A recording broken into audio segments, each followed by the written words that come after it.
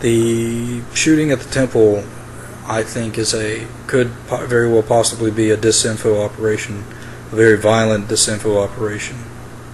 At first I was like, okay, that sucks, and I hope there's probably not a conspiracy involved, and then I find out that, oh my gosh, not only does there seem to be a conspiracy involved, but they're actually goading conspiracy theorists into coming up with theories, because one of the victims was an associate of Dr. Stephen Greer, Arm Kalika, whose father was at the temple. And not only was he just at the temple, but he was like very much involved, wherein, I think the story is that he attempted to tackle, he was like the president, or maybe he was like, in other words, presiding over the congregation, and this is when the shooter or shooters stormed in, and he attempted to tackle them, and he was shot. He might be alive. But what I'm trying to say, though, is that Arm Kalika and Dr. Stephen Greer are basically these filmmakers. And Dr. Stephen Greer tweeted 2 hours before he was supposed to make a really big announcement to a group, to a conspiracy theory crowd at a kind of like a convention for people that are into UFOs. It's called the MUFON convention, MUFON. And I know, just bear with me here. I know that causes you to get turned off, but I'm just going to say he tweets 2 hours before he makes the big announcement. Serious filmmaker Arm Kalika's father shot at Sikh temple. He's on the scene now. Please pray for his family, Dr. Greer. That was 9 hours ago from the making of this audio here. And nothing since then. But what I want to say is, do I actually think that they're involved in some way in this operation? Like colluding? No, I don't think that. I think that they're victims. And what's going on here? I feel like this is a disinfo operation, which is to say that the government is actively attempting to spread bad information, and disinfo operations are either like misleading, or they're discrediting, or they're sort of like traps for conspiracy theorists.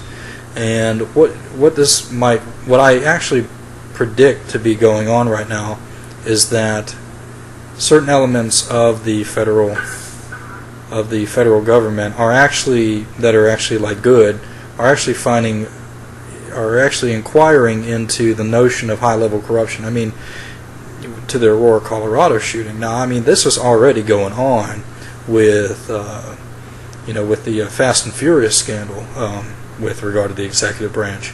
But then after the Aurora, Colorado shooting, which, I mean, is just hands down something fishy's going on there. I have encouraged people on my previous videos, which I am sure has reached in the hundreds of thousands. I mean, if I've got upwards of 30,000 on mine, and I saw that other people uploaded videos that are getting like 10,000, 8,000, I don't know. I'm just wondering, whether or not YouTube views are accurate.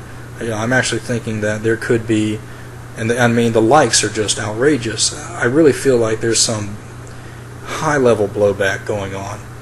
And so what they are attempting to do is stifle that by getting us to get on this UFO train, where we're basically saying, oh look, how could you come at us with this conspiracy theory talk, because look at what's going on with this other shooting. You've got these same conspiracy theorists basically saying that the government is staging these mass shootings, and here they're covering up this UFO disclosure thing. And to be honest with you, I think that's what it's indicative of. But I mean, it's like ultra blowback. I mean, they are making, how random of a shooting location is this? Everyone should now feel very, very vulnerable, to the point that they feel like they need to get some method of protection, and not just like taser or pepper spray for these mass shootings, but like guns. And I mean, we all think that just because lightning strikes, it's going to strike everywhere, if that's a good way to put it.